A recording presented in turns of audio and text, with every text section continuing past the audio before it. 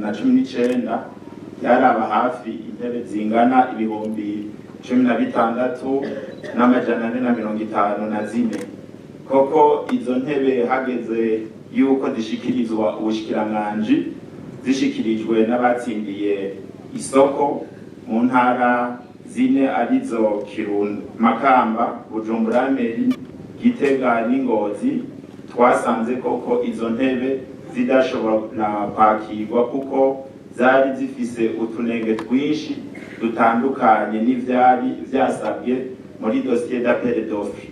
Turashima rero yuko mu mwaka w'ibihumbi 2021 umushikiranganji w'indero wenyene yishikiye ku rubuga kugira arabe ivyariko bivugwa kuri izo ntebe, maze acasanga koko izo ntebe zifise utunenge twinshi, acasabiraho mbere yuko izo ntebe zitegerezwa gusubiramo kugira ngo ubushikiranganji bushobore kuzakira maze zishikirizwe amashuri nk'uko bitegekanijwe. Muri ico gihe ubushikiranganji ntibwagarukiye aho, kuko twari twasubiye turishikira ku rubuga. Ubushikiranganji burabona koko yuko ivyasabwe kugira ngo izo ntebe zisubirwemwo vyashikanywe, ariko rero muri kuno kwezi kwa gatatu ubushikiranganji bwarasubiye burungika umugwi waguye urimwo abajejwe amasoko ya leta mu bushikiranganji, burashika ku rubuga maze buribonera koko yuko intebe ziriko zirasubirwamwo, kandi turabamenyesha neza yuko ku ntebe ibihumbi 16,454 zategerezwa kwakirwa zisubiwemo.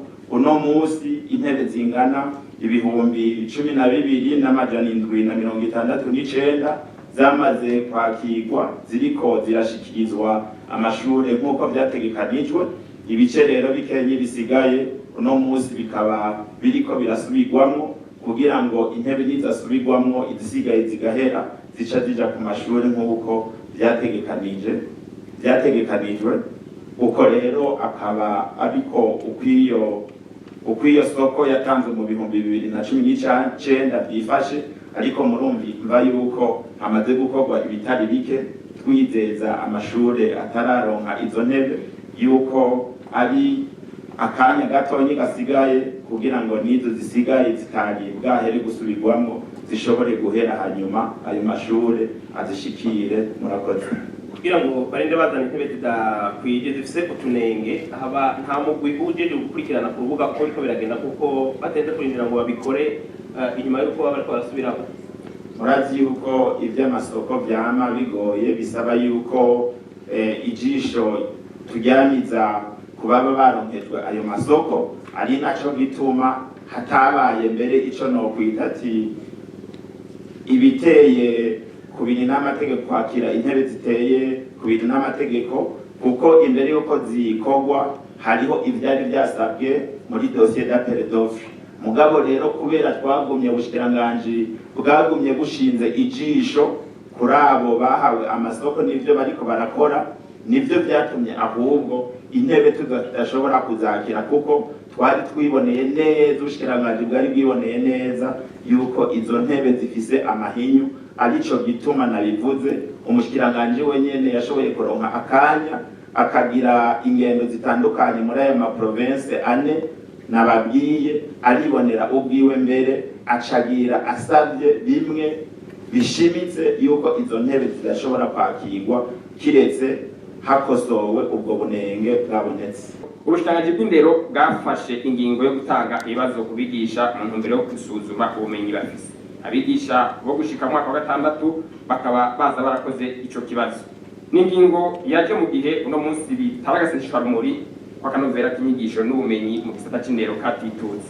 Mbega none mu byatumye iryo tituka mu bushikiranganji mwasanze ikizu bwa mbere ari ubumenyi buke bw'abigisha, ko bamwe mu bigisha no masendika yabo bemeza ko iryo tituka ryavuye ku bintu vyinshi, harimo ingingo za leta zo guhindura inyigisho programme mu rurimi rw'ifaransa kuva hasi gushika hejuru mu mashure hatabaje kwigwa neza intambamyi z'izo nyigisho nshasha, ifutwa z'ikibazo ca leta mwaka wa gatandatu n'ifutwa ry'umwaka w'icumi, ibitigiri vy'abanyeshure vyo murengera mu masomero kenerwa ibikoresho mfashanyigisho mashure abigisha bafata urugendo rurerure kuko bigisha kure y'aho baba n'ibindi. Ku bijanye n'ico kibazo giherutse gukorwa, umwigisha amaze imyaka 30 yigisha mwaka wa mbere canke mu mashure y'intango, yabajijwe ku cigwa bita fonction et équation mu cigwa bita mathématique, mu gihe ivyo aheruka guhura navyo akiri umunyeshuri. Mwasanze arivyo bikwiye canke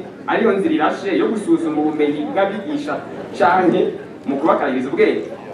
Nayo ngingo iri gushirwa mu ngiro yavuze ko byinshi kuva ifatwa kuko abigisha batayakiriye neza, mu kuvuga ko leta iri kwirondera umuti ahitatiza guhera abo bigisha kubabwira iki.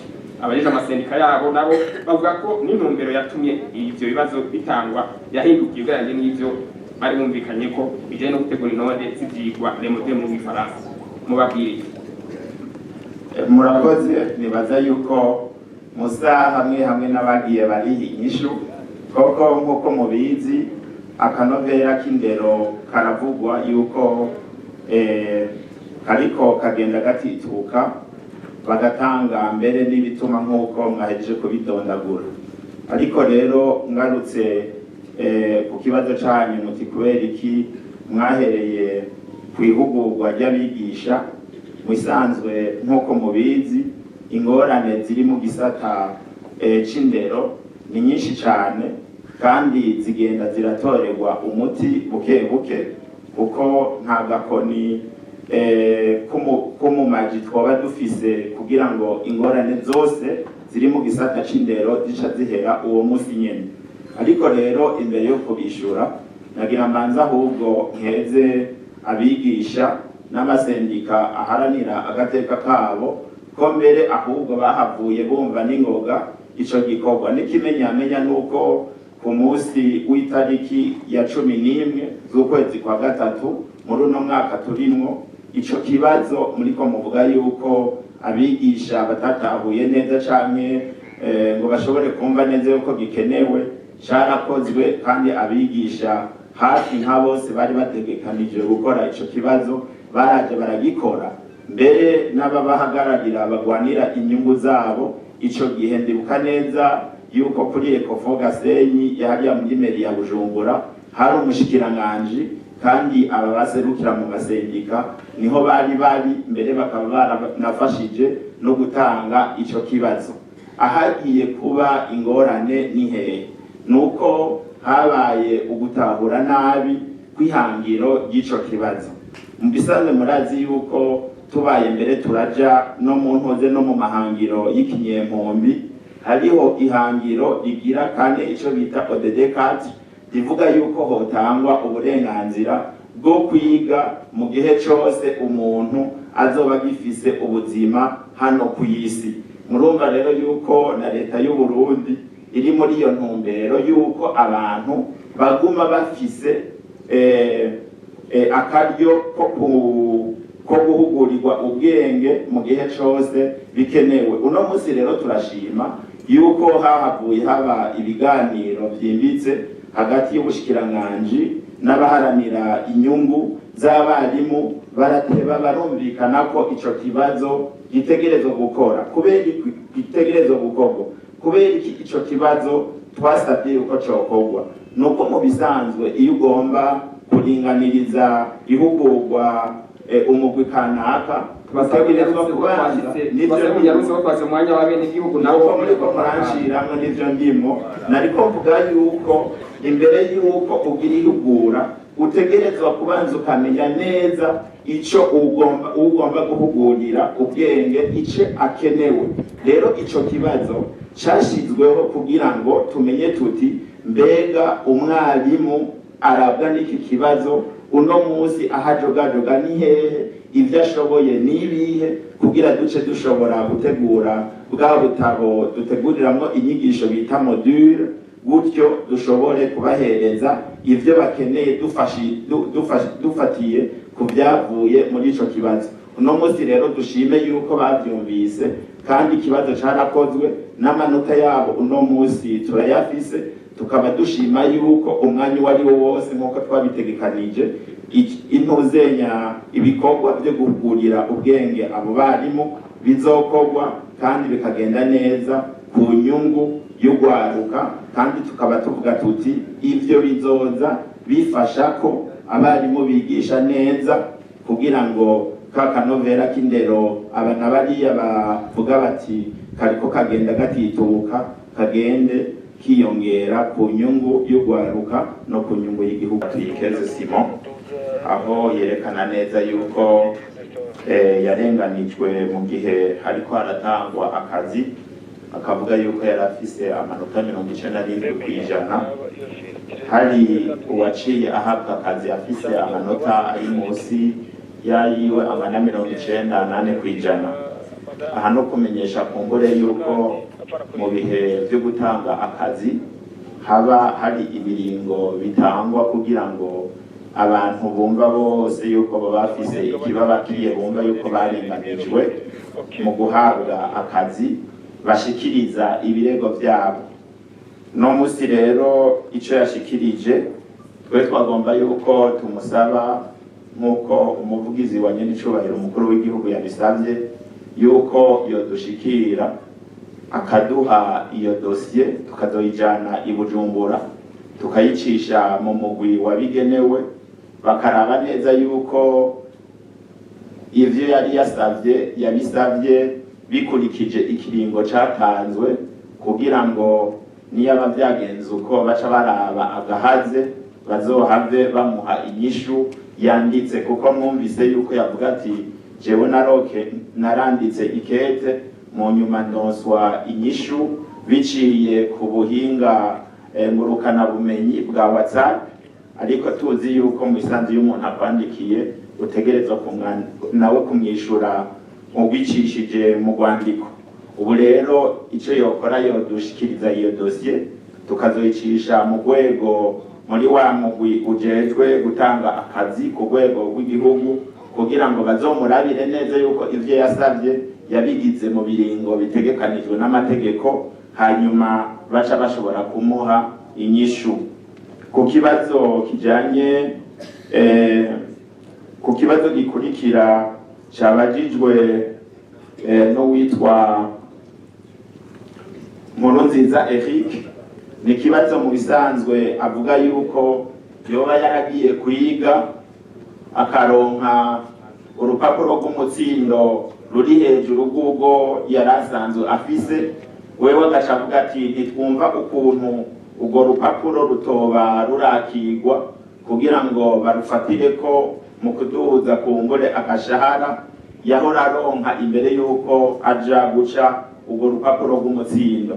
Aha twagomba kubamenyesha yuko abagiye kwiga bakongera ko ubumenyi kubwo bari bafise bakaronka n'impamya bushobozi bijanye yuko badaca baronswa akazi uko nyene, bakaronswa ari uko kahari, bivuga yuko mu gihe bandikiye umushikiranganji yuko bagomba akazi kugira ngo diplome yabo ishobore guca ihembwa barabiye ku rwego yarageze ko, umushikiranganji arabikora mu gihe umuyobozi w'inyigisho mu ntara yamwandikiye akamwereka neza mu ntara ibibanza by'akazi biba bihari, na cane cane mu gihe tuba tuzi yuko hari abo mu ntara bashobora kuba bavuye mu kazi kubera imvo zitandukanye, kubera bagiye kwiga, kubera haba hari abapfuye n'abandi. Ni ukuvuga yuko umushikiranganji arashobora gutanga akazi akagaha uwo muntu